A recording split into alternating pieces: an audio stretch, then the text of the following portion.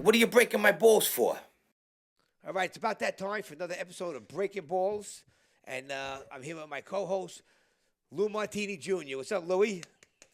It's always good to be with the nymph of narcissism, Johnny Potenza. Come on, that's not nice. If you people knew what was going on behind the show the last 10 minutes, people eating Chinese food in Florida, people checking text messages from people who don't exist, it's a madhouse here in Staten People Island. leaving comments on our Facebook page. Oh, my God. What a day we've had. What a day. But it's all going to be good because, of course, we have the lovely, please introduce our lovely co-host again for the evening and every evening from now on. We found a diamond in a rough from our good friend Emily. And what can I say? She's a rose by any other name, Concetta Rose.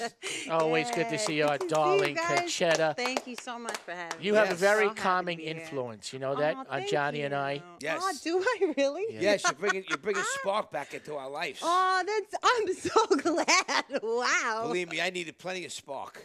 Johnny, can I start off with my trip to Kansas? Oh, As I you wanna people hear. know, That was a I wanna nightmare. I got to know. break some balls here. I am still a nervous wreck. What happened? I was just reading to you guys off stage. I just got the email back from the airlines, which will go unmentioned because he's got enough lawsuits on his plate. We don't need another one from an airline.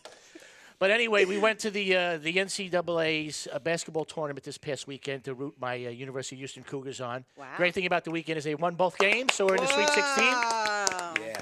But if you've ever been to Wichita, Kansas, there's really no reason to go, people. I'm telling you, okay? there's nothing there. The best food I had to eat all weekend was a Sonic Smash Burger. Oh no. So it's that not a is big so it's not a big depressing. restaurant town. That's not good. But here's where I'm going to break real balls. I am lucky to be alive, ladies and gentlemen. I crash landed in Wichita. I kid you not. He knows because I spoke to him on Thursday. I was still a nervous wreck. A lot of flights got canceled on Wednesday morning. The Midwest was having all kinds of wind problems and tornadoes and whatever they do out there in Kansas land. And about 15 minutes out, we hit terrible turbulence, the worst I've ever been in my life. I mean, terrible. How did you feel? It was scary? It was very scary. People were vomiting. Oh, no. People were vomiting. Did the Women and mask- children were screaming. No, the mask didn't come down yet. The mask, but I was waiting for something. I was Yeah. waiting for, first of all, the pilot or somebody to say anything. Nothing was said. What? Nothing was said. So now we're getting ready to land, and you could feel the plane is going like this, left to right, left to right. Again, nothing is said. The pilot didn't come on, hey, we're fine, we're going to be okay, I'm a Yeah. professional, or whatever the fuck they say when they're Yeah. crash landing, you know. We hit the runway. He hits the runway. He turns sideways. He tilts. It's like he was doing a wheelie, his wing, and I'm seeing the wing hit the runway and the sparks flying. Now people are screaming. Ah! I'm screaming. I'm screaming like I went to a cold shower. You know, went to a cold shower. Yeah. Yeah. Did you have your seatbelt on? Oh, of course. What did it feel like? It was John. It was scary, man. It was scary. It was like seeing you naked. It was very scary. It was very scary. You laugh at that. All right. So now we get off the plane. And again, you're thinking somebody's going to say something. We're sorry. Here's a voucher. Still Here's a voucher. nothing? Nothing was said. Nothing was said. Nothing was said. It was on the news and everything. And I just got an email now, and they sent me $100. Yeah, but that's bullshit. $100. That's what I'm getting. They gave me $50 for a delay, and I got $50 for what over there. You should have got taken care of a lot. I should have got better. a round trip somewhere. I kid you not. It was a crash landing. Or I more, mean, or more. That's insane. I mean, you could have been, you could have been scarred for life. And what were the people saying? I mean, it could have Johnny, been. I am scarred. clearly. For life from some other incidents, but we don't want to talk about And it. hanging out with me, too. But no, Oh, but my what were the God. passengers saying as they were leaving? They were like, screaming. What do you mean? What were they saying? No, as you were getting off the plane. People were waiting, like, okay. So what's happening now? Is somebody going Yeah. to talk to us? So what's happening? You know. Right. But the sad thing about it is, again, coming back home. Okay, I lost my glasses, which were not shit. returned to me. I had 3 flights canceled coming home. They gave me $100 for that. So they gave me $100 for a plane crash, basically. Yeah. And they gave me the same amount for a canceled flight. Does that make any sense? And you know what he did? He Oh made my some of his money. He God. made some of his money back because they had 8x10s from Oh him with my the Sopranos. God. So he was Oh, selling. shut up He with was that. selling autographs while they were waiting for their discounts. I sell them at the airport, not on board a plane, okay? I set up a table at the airport. All right. Now, what, we got So people neat. coming in from Florida tonight? What's Yeah, going on? well, I got I hope him he's right- not flying in. Listen, well, I'm gonna take over the mic and I'm gonna announce him. He's a very special guest. He's a dear friend of mine, and we go back a long way. And he's been with me for years, from the Late Night with Johnny P show to the Up Late show to the Looney Bin Comedy Club, and he's a dear friend. He's living in Florida now. Let's just bring him on in. the one and only comedian, Craig Loydren. Woohoo! Yeah. There he is. Thank you. Am I on? Is it working? You're on. You're on. There he is. All right. How you doing over there? Get the beef and it's broccoli working. out of your teeth. John knows me. Yeah, I did a chicken lo mein, no broccoli. Johnny knows me for like 25 years. He still can't say my last name. Loydren. Loydren. He calls me you know why he's been calling me Laundry? For the I last call him 15 Laundry. Because all the time I used to call him, he was doing his laundry. So Craig Loydren. Loydren turned into Laundry. Yeah. Greg, we were just talking about horror. Go ahead. Go ahead. You're on. You're talking about the terrible flight and that near-death experience. Oh, my, horrible. And then you're saying they should have gave me like round-trip tickets. Like you want to get back on a plane? Right? Give me a couple $100 more, I'll drive. I know. Fucking sue their ass. You go all over the country with your comedy gig. Any nightmare travel experiences? Yeah, the nothing like that. I never seen any sparks. Not enough booze, right? Yeah, no. My off the top of my head, the worst thing I could think of is I was flying to Vegas and I got a middle seat. And on either side of me were two 75-year-old twin. Oh, my heart bleeds for you. I got sparks flying out of my wings, and you're crying about a fucking middle seat. Oh my God! I had two old deaf guys, brothers, twins. Oh. They were 75 years old, sitting on either side of me, trying to talk the whole time. And they're like, no. You ever sit between? You ever hear a deaf person? They are the loudest fucking people anywhere. All right, maybe you got me beat. You got me beat. Crash landing and that. You got me beat. I'd rather sit between the old deaf guys. But you know what it's like trying to ask them to get up to go to the bathroom? I'm like, hey guys, can I get up? Please, I don't know how to sign. I tried to communicate, But yeah, they were loud. They're sitting there like, no. I never thought this would bother me, I would have told them, listen, move over. I'm sitting at the end. Right. I was like, I hope this plane crashes. No. John, how many times have you been? You haven't flown a lot, right, in your life? Yeah, no. What do you think? I've flown. But oh no, you just went to L.A. You flew to L.A. How was that? L.A. All right? No sparks. No. L.A., Florida, Kansas City. Here I come. I was in Fenix this year. And I'm going to Nashville in a couple months. We're very close friends for a long time, and I don't see you as always going out of town and stuff. You know what it was? You don't travel a lot, right? I do, but the last couple of years, and after COVID, money was a little scarce and work was a little scarce, so I had to tighten up the belt. Yeah. But now that things are good again, and I'm gonna start traveling again. Why are you going to Nashville? Because I'm going to Nashville. I'm going to hit the town. I'm going to just for vacation. Nashville's great. Both visiting people I know in the music business, who I used to business with back in the day, and they live out there now, and just to get a new vibe and to have a great time, and to do all the open jams and just meet some people. And you're gonna play down there? You're gonna get to play? I'm gonna go. Yeah, I'm gonna do all these open jams that are out there. Cool. Nice. When's the last time you've been on a plane? Let's see, December. I flew to Florida, and from Florida, we took a cruise to the Bahamas, which was nice. That was nice. Did everything go sweet and perfect? Honestly, really? It was a good trip? Pretty good. I had my 4-year-old with me, and I thought that was and it was her first time flying and doing heavy travel like that. I thought that was gonna How was be she on the nightmare. plane? She was all right with the plane? She loved it, right? Loved it. Was an absolute angel. On the way back, the ear popping thing really bugged her. Yeah. But on the way there, it was like nothing. I think. Where'd you go to Disney? No, we haven't done that. That scares me. Yeah. Because the Why? anxiety. I don't know. It's like a lot, man. You want to wait till she's a little older? Yeah, I would like to spend Definitely. thousands of dollars when she can remember it. Yeah. So and have you guys heard the news about what's going on with Madison Square Garden? Yeah, you want to talk about Breakin Ballz? Talk about that. They just finished literally a couple of months ago, $1 billion in renovations. 3 years it took them, okay? They now want to move across the street and put a new building with taxpayer money. Yeah, but you know how they want to build a new building across the street after putting $1 billion worth of renovations into the old building, which is beautiful. The building is beautiful. But for what purpose? For what purpose? To do events at the same time? Just to upset things, probably. Yeah, I don't know. To get 20 more people. What? Yeah, because it's state of the art now. The facility's state of the art, but they have their reasons, for wanting to move across the street. I don't know. Yeah, but that's ridiculous. The train's under there, and that's where the original one was. Yeah. You know how much money in the construction that they would have to do over there? They have to knock that building down. It's crazy, but that's what they're saying. They want to build it. They're worried about doing that right now with all the bullshit. That's going to take forever, too. That's crazy. Hey, Craig. Well, that was like the same thing with Disney down here. Disney wasn't paying. Right. Yeah. Right. Did that ever go through? Because I know Rubio not Rubio, DeSantis, the governor, wanted to change that. Yeah, he tried to fight them. I think they won after. I think Disney won. I'm not sure 100% of the outcome, but I believe Disney got away with something. They had some sort of deal where when they bought the property, they have their own police department. They have their own fire department. They're almost like they're like the Vatican. They got Right, their own he wanted to little change city, that, DeSantis. Yeah. Hey, Craig, so how do you like it in Florida? I mean, how's life been treating you down there? I'm coming to you live from my lanai right now, man. This is Craig live from the lanai.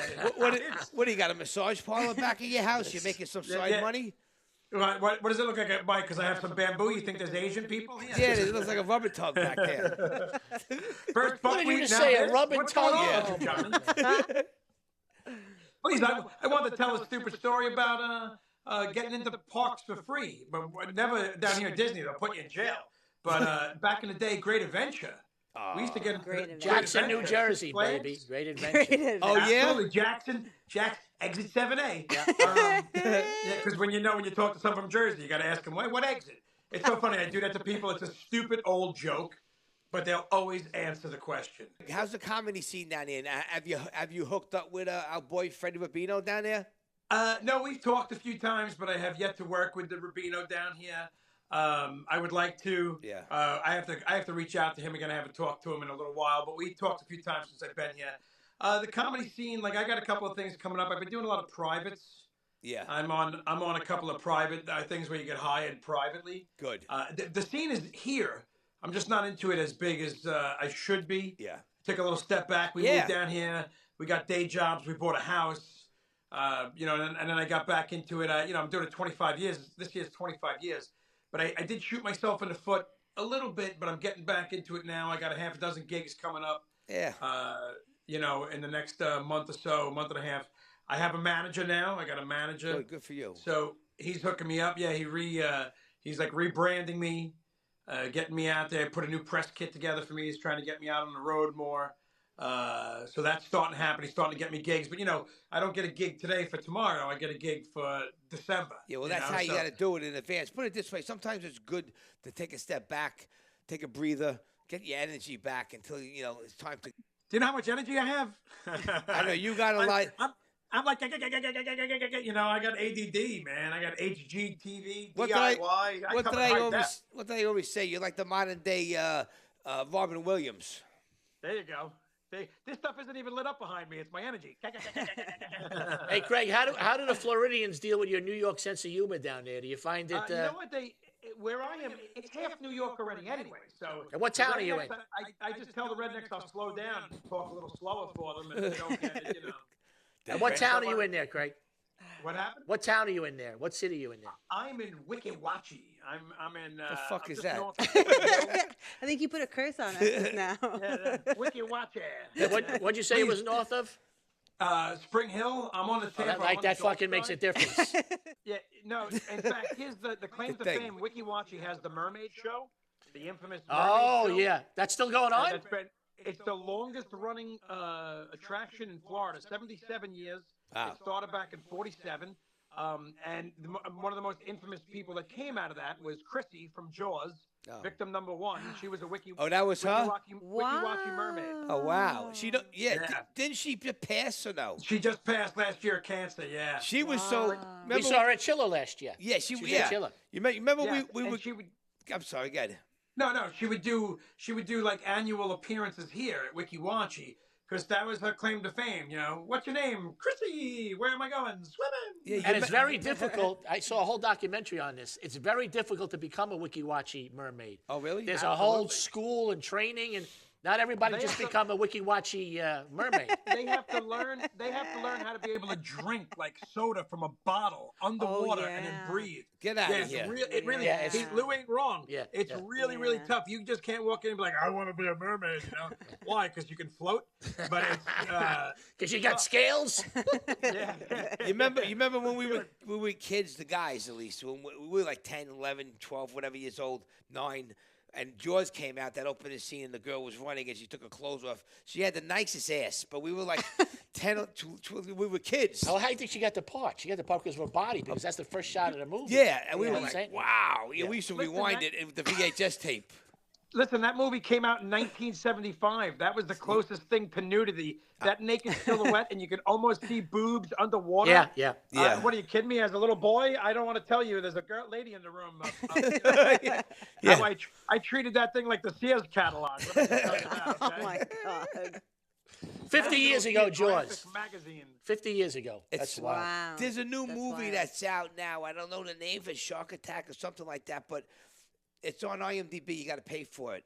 And Richard Dreyfuss is in it, and it's another shark movie, but it's about with his niece, and they're shark explorers and hunters, and he's explaining to her, and you see that in the coming attractions, he goes, once you're in the water, it's not your water no more. It's their world, and you got to treat it like that. But it looks like it's pretty good, and it's brutal. So I'm going to be looking to check that out. But, yeah, Richard Dreyfuss You know, is in it. he hated Jaws. He did not want to promote it. Oh, no? Yeah, he thought it was going to be stupid and a flop. Oh, the dialogue between the three of them is great. Yeah, Stop Quinn. playing with yourself, Hooper. Yeah, Quinn. He was great. What was his name again? Robert Shaw? Robert Shaw. Robert It was Shaw. Robert Shaw. One of the great alcoholic drunk actors of all time. What did he say? He's always He goes, drunk. Here's to swimming with both-legged women. Yeah. That I love that part. But did you see George? Yeah, I've seen it, but I it's don't been know a it minute. that It's been like, a as minute. well as you guys. Yeah, that's when they were drinking in the middle. Well, that of scene is totally improv, too. The scene where they're drinking in the boat and they get drunk and they're showing each other scars. That came out of a total improv, yeah. Oh, that's leg. Yeah, Richard Dreyfuss pulls his shirt down. He's like, look at this. He goes, what is it? You wearing a sweater? Because he's all hairy. He's like, no, Mary Ellen Muffet. She broke my heart. You know. That's great. I'll drink to your leg. I'll drink to your leg. So we just recently seen your old buddy Rick Rispoli. He was here about 6 months ago promoting the haunted mansion. Yes. Yeah, me and him, he and I started that, and Vinny Davino, we started the Haunted Mansion up there. I now actually have me and my girlfriend, Catherine Trubenstein. We have a haunted attraction down here now. This year, this will be our second year. It's like Howard's Haunted Manor. It's at we rent the space in the back of a big old flea market, Howard's Flea Market. What about any of the other boys? Like, do you touch base? I mean, anybody that comes down on tour there, like Vic DiBitetto and all those other guys?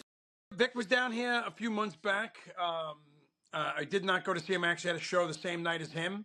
But no, as far as people, I was trying to get Buddha down here. Rich Carucci, they're going to be coming down in the future to be doing shows. I mean, Mike Ciccoli, those guys are all coming down here to do comedy. I think they've all been on your show, right? Yeah, all great guys, all gentlemen. Buddha's the man. Right.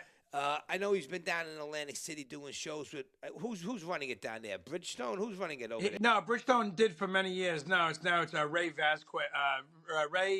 Vasquez is, and he and Bridgestone were partners, and now it's just Bridgestone. They went another way. Bridgestone has his own thing going. But yeah, they had the Tropicana. I think they're back in the Tropicana, and they have resorts. That's how you work your act too. That's how you refine your act. Well, you got to be up in front of people. I mean, I did stand up back in the day, and it didn't matter where I was doing it. Anytime I had an opportunity to do it, it was about me getting better at doing it. Absolutely. Fire departments, Jersey and up north, up there, the fire departments are huge because they're all volunteer. They're trying to raise money. They all have their annual shows. There's 2,000 firehouses. When I was up there, I lived, off of those things. I was probably doing 50 firehouses a year. I was doing another 20 or 30 VFWs, American Legion halls, Italian American halls, Elks lodges. That stuff gave me over 100 gigs a year. And then the other 30 or 40 gigs would be clubs. Sorry, and you'll eat good too, right? Yeah, you absolutely eat good. And Firehouse chili. It's nothing you want to put on your resume, but they're the best audiences, and you might have 300 or 400 people in some of those places. It's all about putting money in your pocket. What about you, Concetta? Did you ever do stand-up or no? No, I would be too terrified.